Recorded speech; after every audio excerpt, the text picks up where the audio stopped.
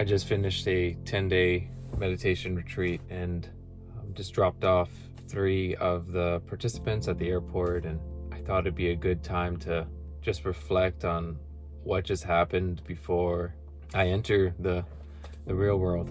So this is my first ever meditation retreat, and it was transformative to say the least. I went in and remember just signing my name tag and wrote my name, and I put it on my chest right here, and I had this satchel that was over my chest that was carrying a phone, and I was wearing it for just a bit, and I realized that it ripped my name tag in half. And so I was quickly I was about to write my name again and another name tag, and someone just stopped me and they're like, just let it be. And that was a foreshadowing of what was to happen in the next 9 days. So we have a schedule from 5:30 a.m. We wake up, and until 9 p.m. we alternate between meditation and walking meditation. So sitting meditation and walking meditation, minus breakfast, lunch, and dinner. We were assigned 2 roles. So for me, I was a dishwasher for dinner, and then I also was a sweeper. And I also volunteered for a third job, which was the bell ringer. That was a fun job. I would say what happened to me and the energy that I brought was a very New York energy of, I was quickly aware of how mindful everyone was when I first got there. People were acting with such graciousness, walking as if they were floating by, taking things with such precision and care. And I very much felt like I was the odd one out at that time. And even then, I still felt my excitement was so high. The analogy that I make is, it felt like when lockdown first started, we would be doing lots of push-ups, and tagging each other on Instagram of the latest trend, and everyone's doing all these trends. And then as lockdown kept going, it was this realization, oh wait, this is gonna happen for a while. And that was me in the first day. I was very, very excited. So I took down a lot of notes, and I want to share them and my reflections with them. Yeah, as I shared, it was my first meditation retreat, and Alexis, who's one of the teachers, Alexis Santos, he asked this question, and I raised my hand, and I noticed how empathetic he was towards that, and I noticed that everyone else that realized that was my first experience was also very empathetic towards that. So I really appreciate everyone for doing that. I would say day 2 is when it started feeling like, okay, lockdown is happening for quite a while. Reality just hit. That's partly because I gave my phone away as well. And immediately when I gave my phone away, I started thinking oh, there was these last 2 emails I needed to reply to. I felt I had the urge to do something. I felt bored, wanted a book. I wanted something to read, someone to talk to. Oh, I forgot to mention, we also took the noble silence on day 1, so you can't talk for the rest of the retreat. So then I remember thinking, yeah, I'm not gonna make it. It was a complete reset of the dopamine system. I don't think I've ever gone more than a day without eating meat, more than a day without having my phone with me in the last decade. And having, for example, the access to the gym or working out, all these things were such pillars of dopamine. I would say not pillars or anything, more just dopamine. It was just not there. There was just not the option. So I quickly realized that I need to go deep if I had any hopes of getting through these 10 days. So towards the end of day 2, I started appreciating the little things. Walking in nature, there was a flower that I noticed blossoming. I started walking through all the different trails and noticing the different views out in the distance of mountains. Eating food was so enjoyable. I know a lot of people give hate or whatever the word is towards vegetarians, but oh man, the food was great. I have no complaints. That was the easiest thing to get over was vegetarian. That was the least of my worries. And then day 3 came. Day 3 is when I started noticing the default patterns. So, for example, every time before we eat, we wash our hands. So I'm just noticing like the person in front of me just taking their time, like really washing through with their soap and really lathering their hands and their fingers. And I increasingly became more and more impatient, and I was noticing that within me. Also, just a random thought like came by. Like all of us are on this retreat together, and we're going through this journey. Not that this was at all a prison. This was a gorgeous facility and a haven more than anything. But the idea that we're able to talk about, I'm able to talk about my experience right now and how those in prison, we never end up seeing that redemption arc. So that just came up over my head.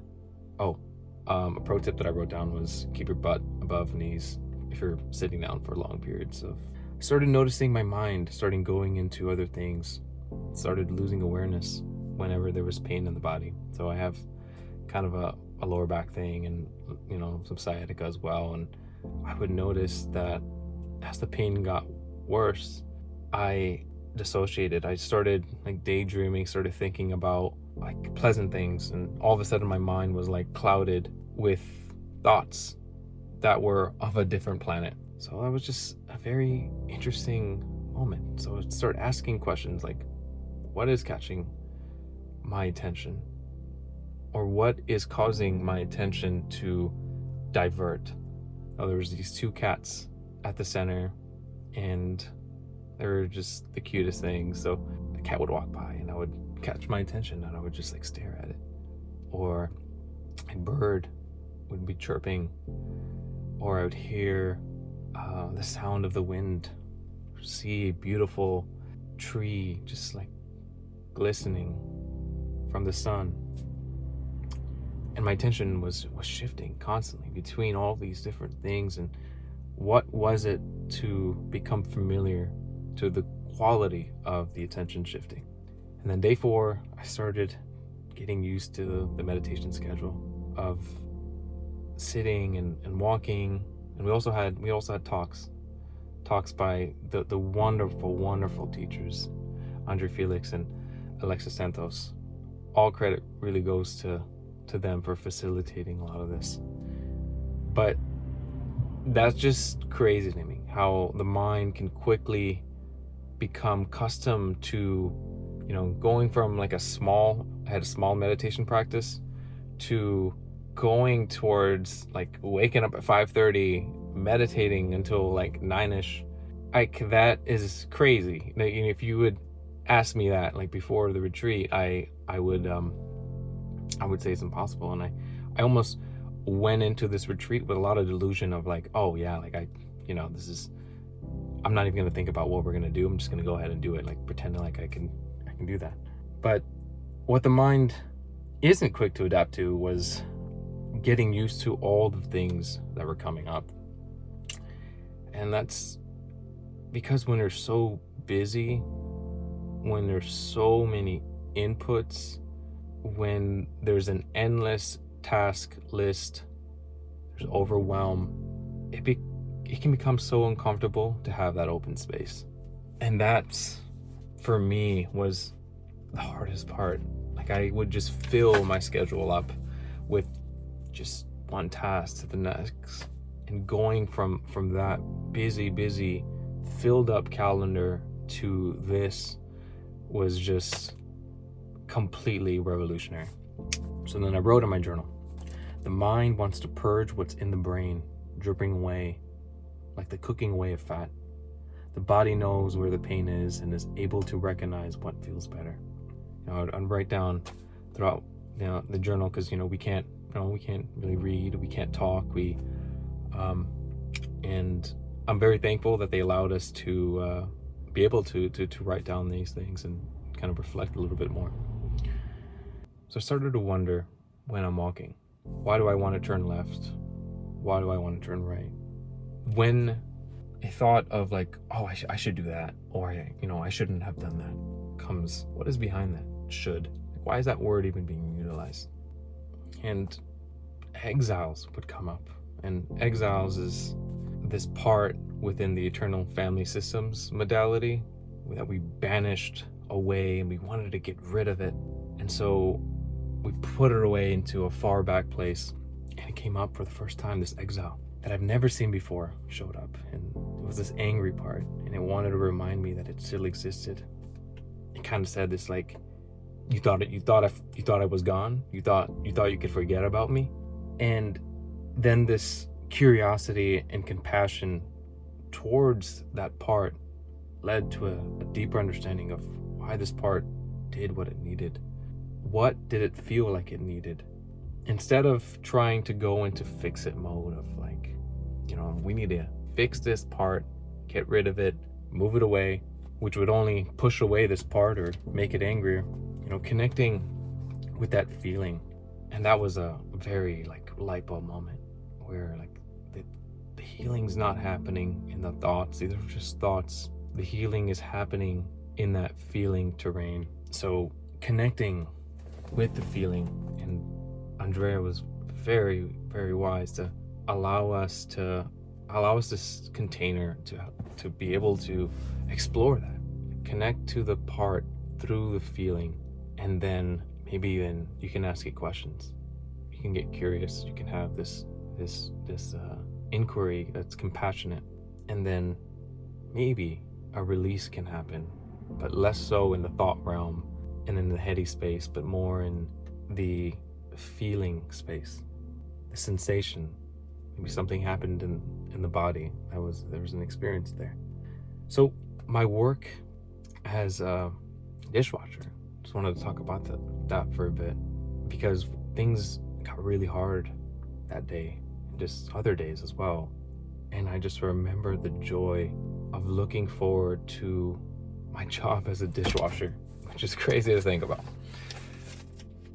Because I loved working with my partner.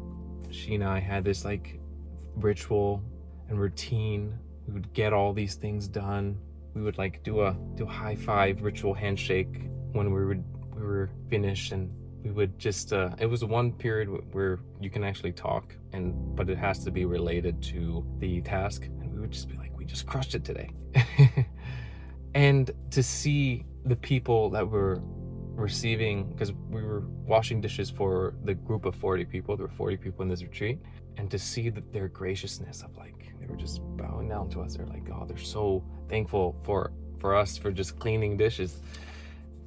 And it felt impactful. It felt like I was giving, and it brought me so much joy just doing that job. And I had such a like, I felt like a responsibility within what I had, in a role that was making an impact on this small community that we had. So I'm thankful for that. And when I would be eating and like giving the dishes, cleaning, giving the dishes to the dishwasher, I would try to scrub away as much as I can, because I can empathize with what they have been through. And I can empathize that, like, yeah, when someone's not, you just throw something into the rack without kind of scrubbing away a little bit, we have to do that responsibility. So I was very grateful for that experience as well. Gratitude, and that's another thing that just came up. My gratitude towards the different people that were working different jobs, like the cooks, because this retreat, everyone who's a participant is working their service roles as well. So we didn't have a cook that we hired. Everyone there was taking the roles of keeping up the place itself, and just a gratitude for that. Like, to just think about that an entire retreat is centered around just generosity and donation. This retreat didn't like charge us money except for the teaching expenses, but what we give is out of our donation. And to just be a part of something where the essence of it started off from a place of giving, and they wanted to keep it like that. They didn't want to hire, people to do the jobs. They didn't want to charge the participants money, but everything is taken in the form of donation. And that just describes the people at this place, these beautiful souls that I am so deeply touched by. Day 4 was when we started having the BIPOC group. So a little BIPOC group would start at 1:45 and we'd meditate together from 1:45 to 2:30. And we would just get together. We would all sit down and we're coming together from all these different places in the world, all these different skin colors and hair textures, and we're just coming together and meditating. We didn't say a single word. We just came together for that time. And I happened to be the bell ringer for that ongoing BIPOC group. That was a space that would become an area of some of my deepest meditations. It was having this silent brothers and sister acknowledgement, like we're here for each other energy, we're in this together, we're safe, that I don't even have the words to describe how healing that can be. Day 5, I became painfully aware of how unaware I was. It'd be like, okay, I'm just going through something, and a thought would come, and then another thought would come, and I would start thinking, and then like all of a sudden I would have this like, okay, what planet am I on right now? Like, as I was just thinking about God knows what. I would alternate between the past, I would alternate between the future, and then eventually what would happen is I would get moments of present, but it was present narration. It was almost like I'm narrating my story, like, oh, I'm walking to the bathroom. Okay, I just got up my toothbrush and I'm brushing my teeth right now. And I started noticing that. I started noticing like this narration that was going on. I started noticing when the mindfulness would weaken, like when I didn't even have moments of noticing, right? Like, and I would be,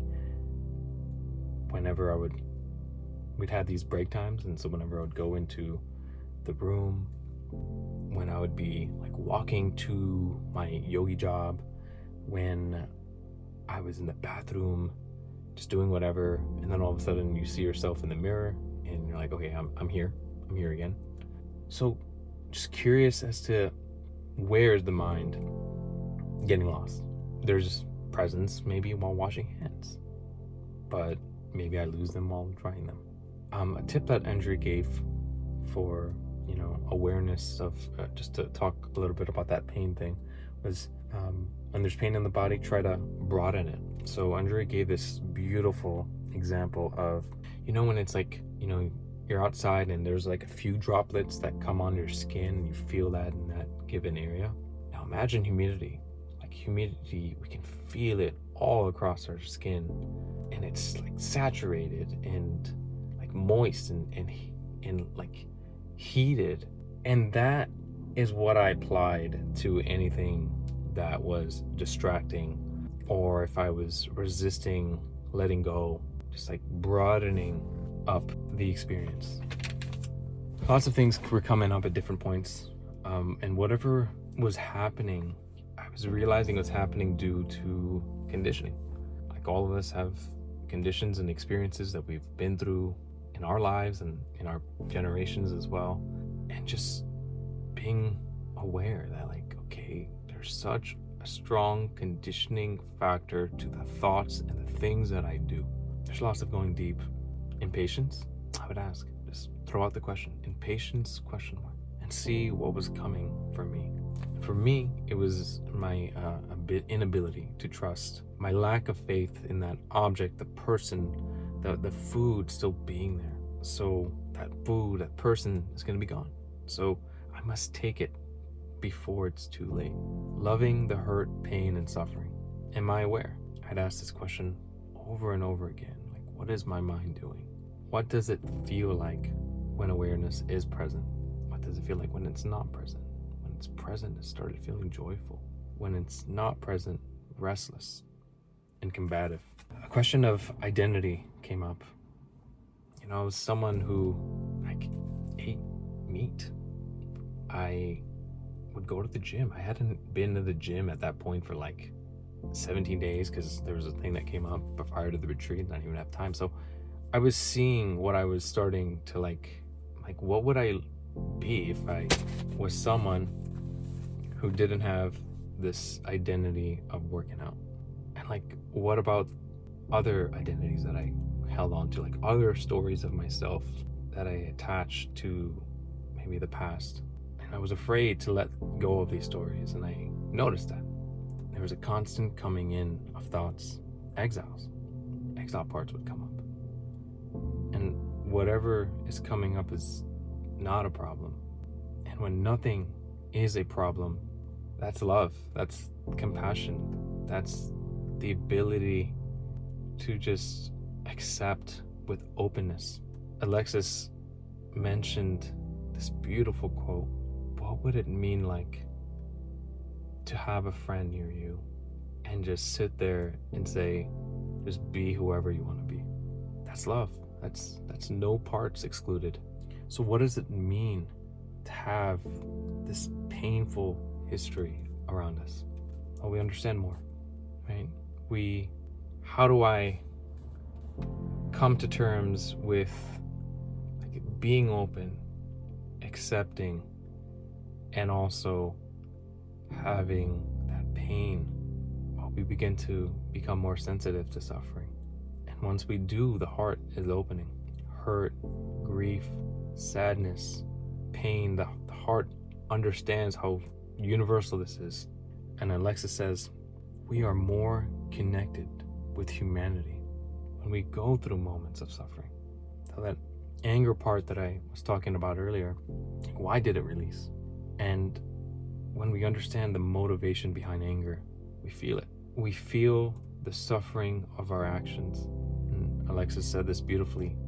When we did things in the past, we feel this quivering of the heart. We don't feel good. And I think he's referring to things done in the past that we look back and like, oh man, no.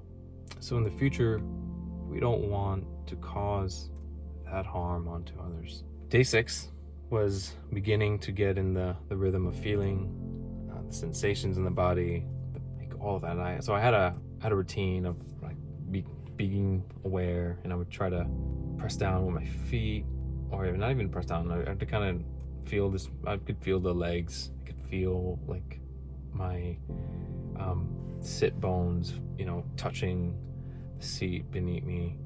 I could feel the tingliness in my hands and forearms and the vibrations throughout. So it's feeling the movement in the body. So like when I'm walking, like what does it feel like to be aware of walking versus just going from one place to the next? Like what does it feel to be aware while walking? Like I can feel the pressure points of my heel to toe. Almost like I started realizing like I'm walking like almost like a tripod. That was a nice like realization. Feeling like the calf muscles working, feeling my arms like swaying by, feeling like the upright posture, feeling the connection to the ground all the way up through my body. Feeling like sometimes when we're just driving, we're just going about our day, and a thought comes up, another thought comes up, and then before you know it, you're in a completely different world, and maybe you have the opportunity to wake up. Because when we're caught in this like to do, and I'm driving and I'm thinking about like, oh, I need to do this, I need to do that, maybe I'm thinking about the past, there is this like missing of what is happening right now. Like maybe I'm like what else is there? Like maybe like I can realize like I'm actually happy right now. I'm happy, and I'm not even able to express that because I'm in this constant like regurgitation of like thoughts over and over. So day 7, I was trying to simplify my practice. So it would ask questions like, okay, is my heart open? Is it contracted? What was the mind curious about right now?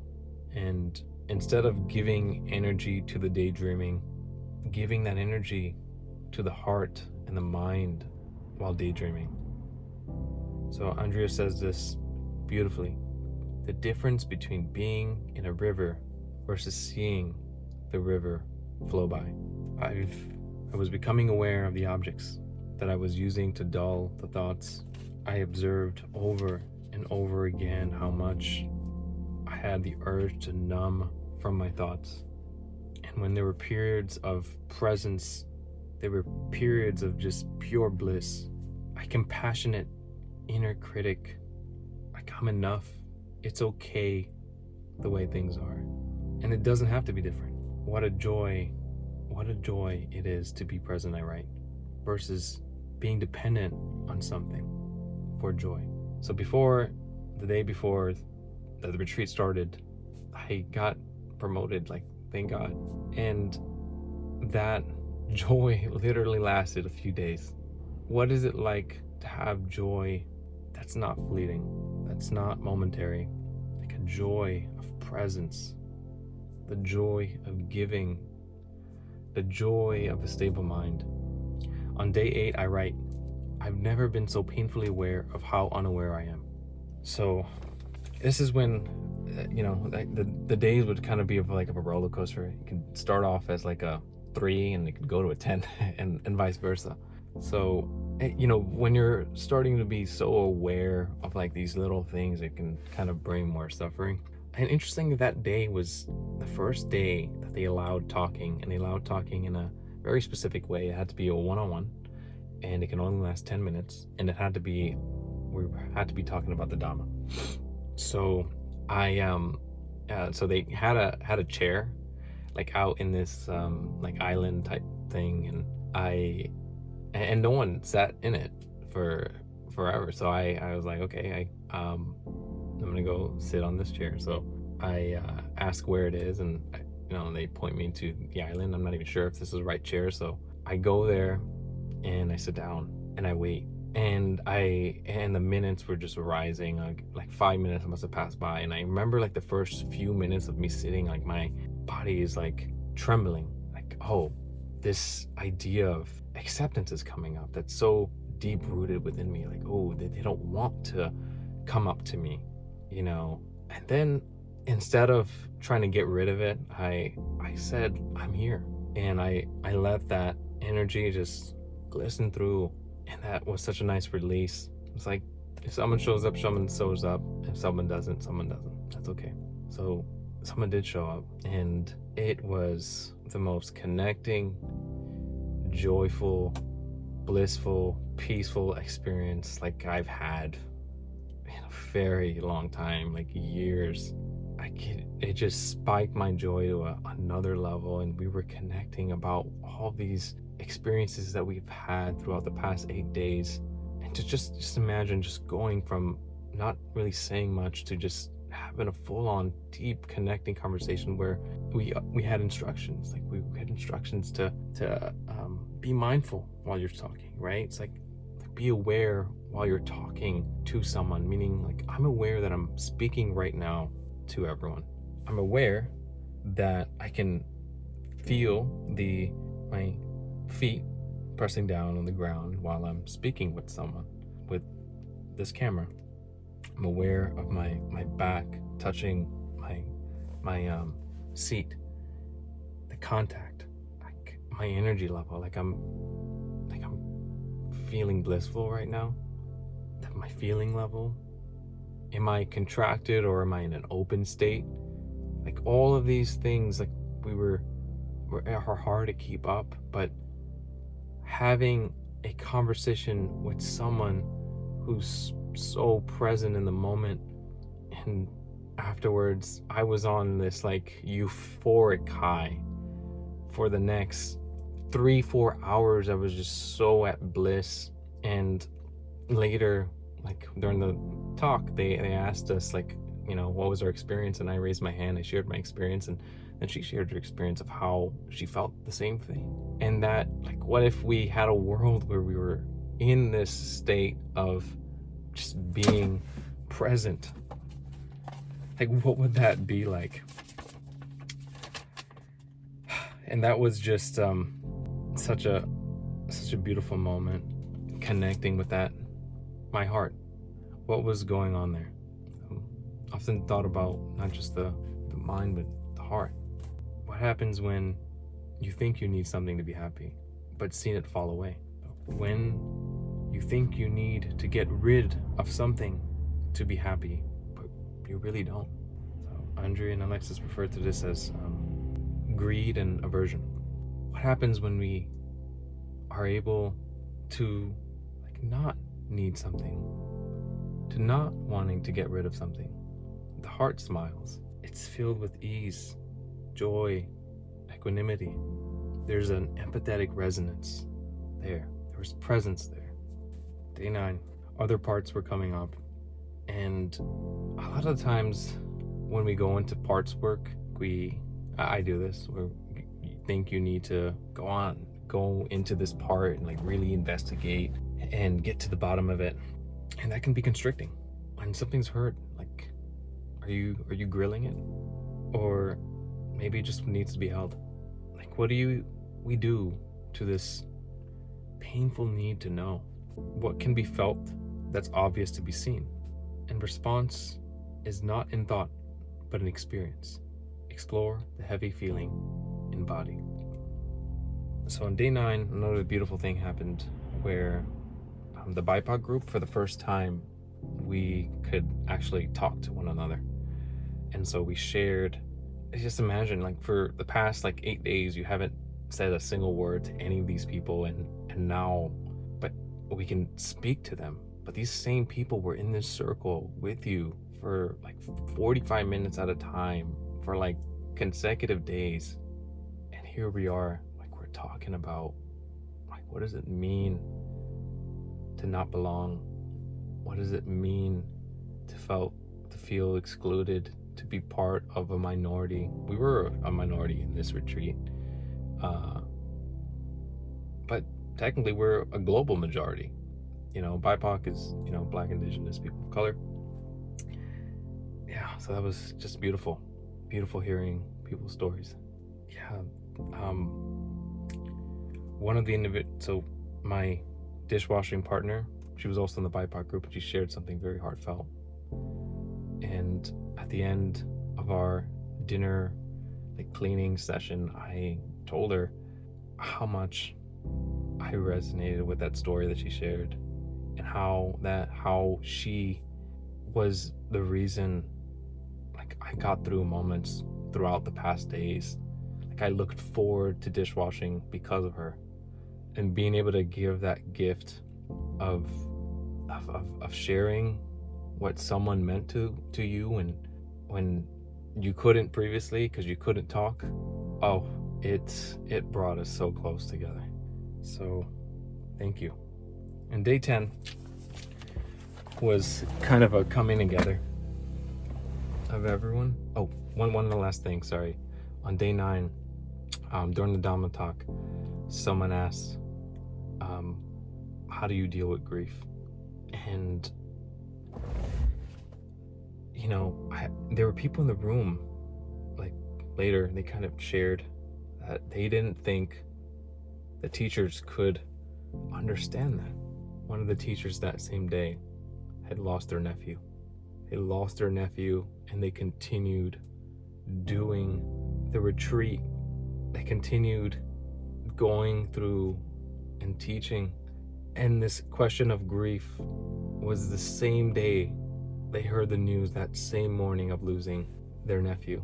And I can't even begin to describe my heartfelt grievance and just admiration for him, who, I guess Alexis I should share, is Alexis. He exemplifies this persona of kindness, sensitivity, and connection. He radiates this aura of love, and he makes you just feel seen in his presence. His vulnerability of sharing that moment brought the whole group close together. We were crying tears of grief. A lot of us have experienced a major grief, major death of someone that's happened in our life. I experienced that in college, losing my best friend.